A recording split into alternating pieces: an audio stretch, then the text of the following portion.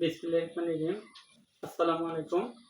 রুবেল স্টাডির পক্ষ থেকে আবারও সকলকে স্বাগতম। আমি মোহাম্মদ রুবেল আলী।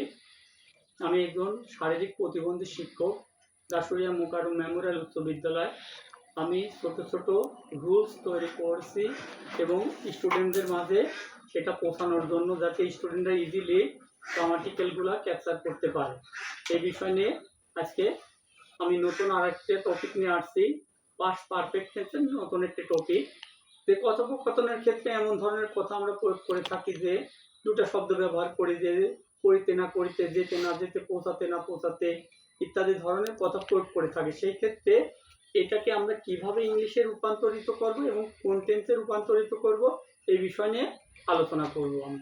তাহলে আমি বোঝার স্বার্থে আমি বোর্ডে লিখে রেখেছি যে বাক্যটি যদি পাস্ট পারফেক্ট টেন্স হয় এবং ক্রিয়াটি যদি ধরিতে না ধরিতে, করিতে না করিতে, যেতে না যেতে ইত্যাদি ধরনের দুটি শব্দ থাকলে ইংরেজি বাক্যের শুরুতে নো সোনার হ্যাড বসে, তারপর সাবজেক্ট বসে, তারপর মূল ভার্বের পাস্ট পার্টিসিপল বসে, তারপর অবজেক্ট বসে, তারপর কোমা উঠে গিয়ে দেন বসে, তার পরের অংশ পাস্ট ইনডিফিনিট টেন্স হয়।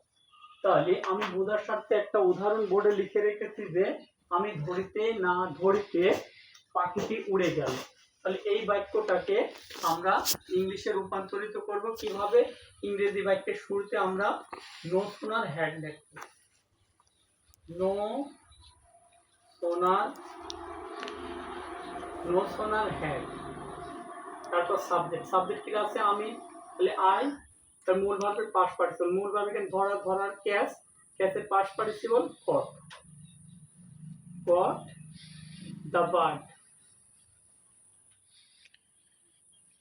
caught the bird, then it flew away.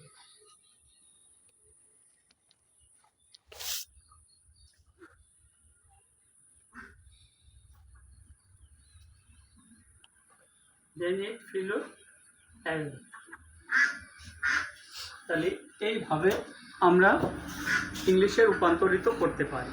তাহলে ধন্যবাদ সকলকে। ভিডিওটা ভালো লাগলে একটু লাইক, একটি কমেন্ট এবং একটি শেয়ার করবেন এবং সাবস্ক্রাইব করে পাশে থাকবেন। আসসালামু আলাইকুম।